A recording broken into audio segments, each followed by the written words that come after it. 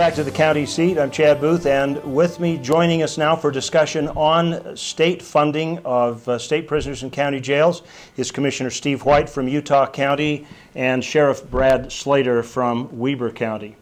Sheriff, you kind of got right after the legislature saying that they need to own up for this lack of funding.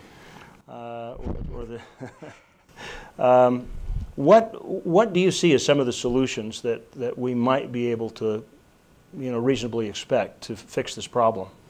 Well, I think an acknowledgement that if we don't like unfunded mandates at the federal to state level, counties certainly don't like them from the state to county level.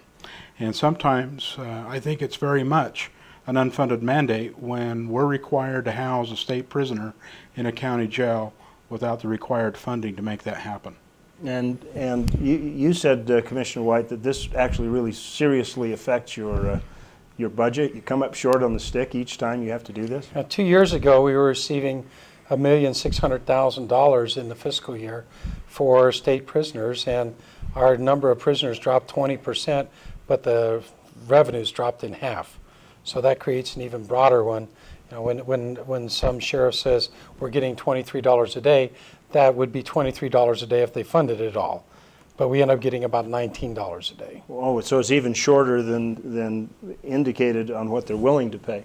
Correct. So does this explain why I've heard a couple of people say, well, the money kind of runs out in June or May or That's something right. like that?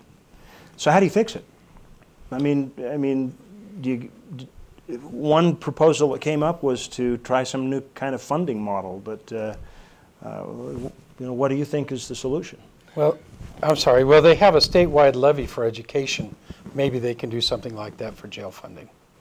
Do you think that would be a... I think that's a good potential. I think the other thing is to sit back and really seriously consider, are we still in a societal mode of sentencing state crimes, serious crimes, to a county jail, or maybe should they all go to the prison, be evaluated, and then come back to various counties on a case-by-case basis? Now, that would in essence force all of them to become they'd be contract prisoners. State contract inmates, yeah. And just do away with the COP program altogether? Correct. How are the judges feeling about that?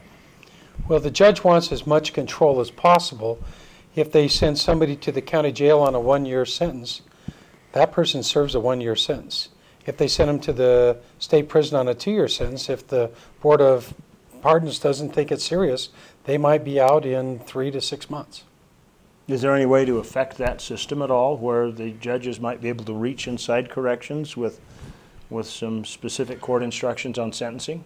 That would be one of those tools that could be developed by the legislature. In other words, a statutory change might be required, and that would maybe provide a judge with a tool to retain jurisdiction, and that might be a help. From somebody who works the jail, would that be a suitable compromise? Do you think that one would be possibly a workable way to approach it?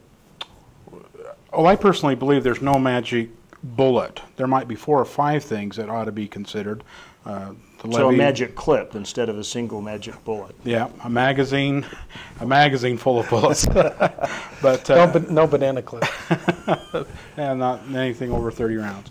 But no, but I think there is several items that ought to be discussed, considered, and probably put in place at about the same time, and give a kind of a broad spectrum approach. Thank you, gentlemen, for your comments. We'll be back with more of the county seat, and when we return, we'll be taking a look at Class B and D roads on federal lands.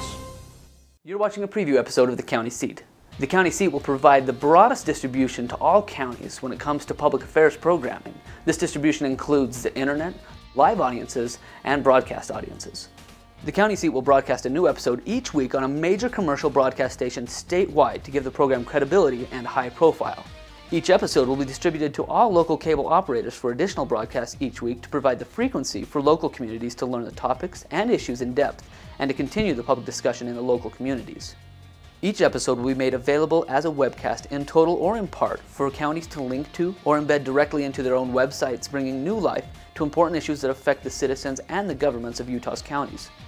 This web feature will allow counties to supplement the network quality production of the county seat with their own recorded broadcast message to clarify the individual county's stand on important county issues.